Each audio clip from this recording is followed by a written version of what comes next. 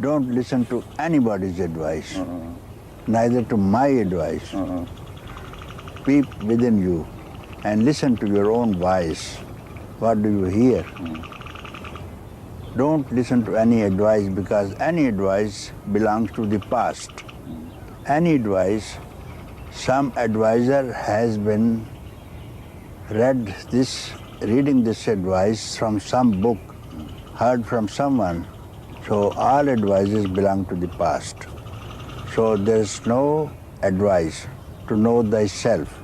So don't listen to anybody's advice. You keep quiet. This is the best advice. I give advice, keep quiet. Don't think and don't make any effort. This is my advice. And if you follow it, you have done very well for you and for everybody and all the beings of the world. Any advice, or you give me any instant, any advice that you can mention, he has heard from someone or read from some sutra, any advice. Advisors have not shown good results, and those advisors teach you to fight, quarrel with neighbors and other people who don't belong to your church, isn't it? You follow their advice, other teacher tells you follow my advice, so there is a quarrel, you see. Because when the desire arises for any object, you are happy to meet the object.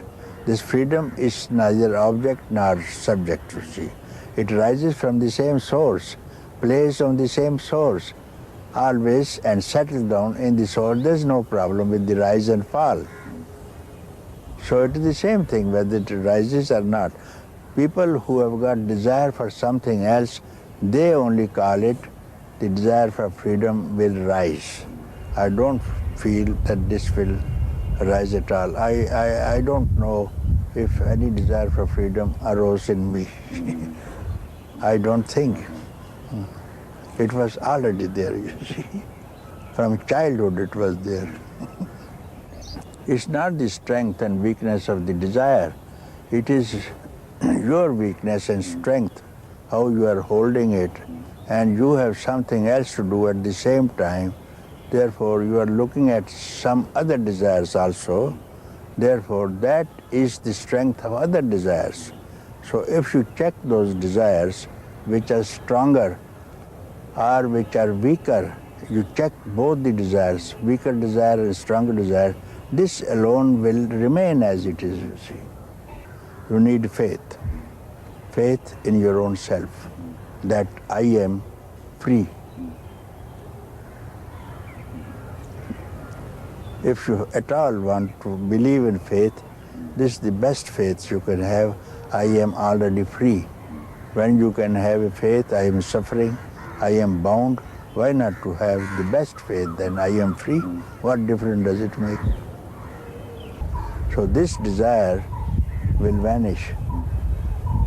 This desire will vanish itself. This desire for freedom will vanish. Knowing it that it is freedom itself. But since you were engaged in other desires, they have left you. So it remained what it was. You are not to go anywhere. You have to stay quiet. Therefore, it is very easy to attain freedom, is very easy, but it becomes difficult. The people say difficult because they are otherwise engaged. So to give up their attachment to other things is difficult. The freedom is not difficult. To disengage yourself from other attachments may be difficult. That you have to decide once upon a time, now or next life. So you do not depend on the freedom itself, and you don't understand the language of freedom, the language of emptiness, the language of love, because you have sold yourself to other objects. You don't understand this thing. So if you are very intensely in want of this thing for freedom and you don't understand. So this freedom, out of compassion, takes a physical form to speak to you in your own tongue so that you understand what is freedom, and then it teaches that I am your own self. And then it enters your own self and becomes one. This is the role of the teacher, to point out to you, I am yourself, I am that itself. This is the role of the teacher. For some time it becomes a teacher to just apprise you of the fact that you are that, you don't listen. Therefore he becomes teacher. That becomes teacher to tell you, you are that itself. And then you see teacher and you is one. So when you go to a teacher, you keep quiet. You need not give any question. Don't expect any answer. You just see, sit quiet and feel if your mind is quiet or not. If it is quiet, then you expect this is the man who can teach you, this is the man who is worth staying near. What appears and disappears is not real. Is not real. The seer remained. You saw him, he disappeared. You remain, same seer. Now you are here also. Seer remained. Now find out who the seer is. So it was a word only, no? It was a word. But then it struck me. I became the seer, you see. I became the seer. So whatever word I often say in satsang also, whatever you hear, don't hold the word, go to the root of the word, you see. Then instantly you will get, when you say the word freedom, desire for freedom, you immediately go to freedom itself, you see. And when someone speaks about some other object, let us go to lunch, you speak of food. So you are one with the food. Only why trouble with the freedom? When we speak of freedom, we must be one with the freedom, smell freedom, enjoy freedom, you see. But this doesn't happen. For other things, everything else we understand. The word takes us to that place. First of all, meditation is just to fatigue your body and mind so that you get fed up and find there may be something else. There may be something else, so he will be in search of a teacher. Then he will not tell him to meditate. He will tell him some unique method. He will tell him, keep quiet. He will not tell him to do anything. Doing and not doing is not the work of a teacher.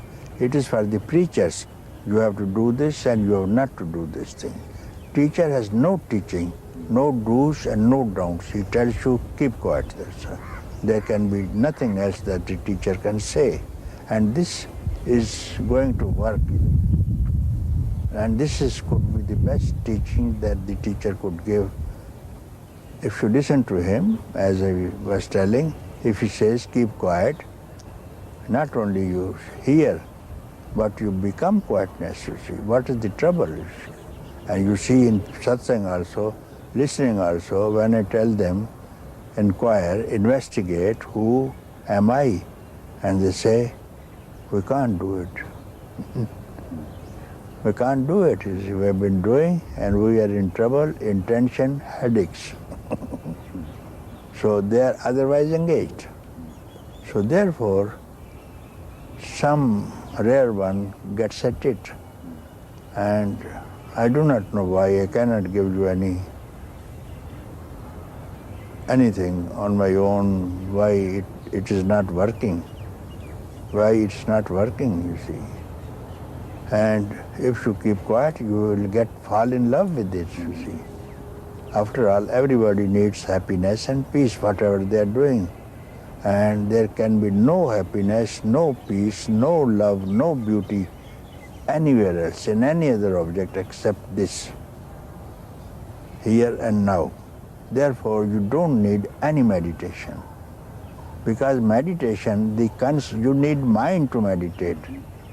You need mind to meditate. Therefore, the result of any process has to be mental. Then you need body, such and such posture, hand to be planted this way, mudra to be kept this way. So it is going to be physical. So any physical activity gives you physical result, mental result. Any good idea that attracts you, sounds good, you follow it, that could be mental or intellectual ideas. Then the result will be intellectual. Don't shun all these ideas, you see. Physical, mental, also spiritual, you see. So if you get rid of all notions, what you have heard, and ideas, then you are emptiness itself. To give up the intention to keep quiet. If they can't keep quiet, give up the intention to keep quiet, then what will happen? Because this is not a method. This is not a method. Other methods are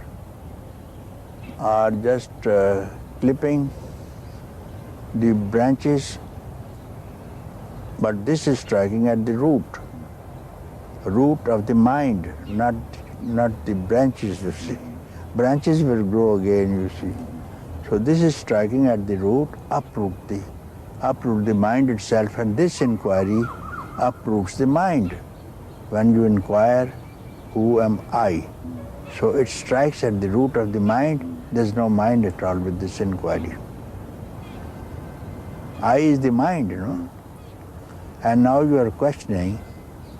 I is questioning to I itself. No one has ever questioned. Who am I? No one. Who are you? Who is he? Who is she? Who am I? No one ever has questioned. Therefore, it's the first time one can ask. So it's striking at the root of all creation, you see. Not person, striking the root of the creation. Then there will be no creation at all, and no creator also, and no beings also. It strikes to that depth, you see. When you say, who am I? It is struck at the right place. Don't expect any answer. This expectation, he must get rid of this expectation or intention for any answer. So therefore, this question is not to get answer. This question is like this, to merge a river merging into the ocean. So it doesn't go into the ocean to remain a river. It's merged now. Like this inquiry, who am I, is merging into the divinity, self, emptiness itself, you see. So he has to keep quiet and see what happened. But after this inquiry, he must not wait for the answer.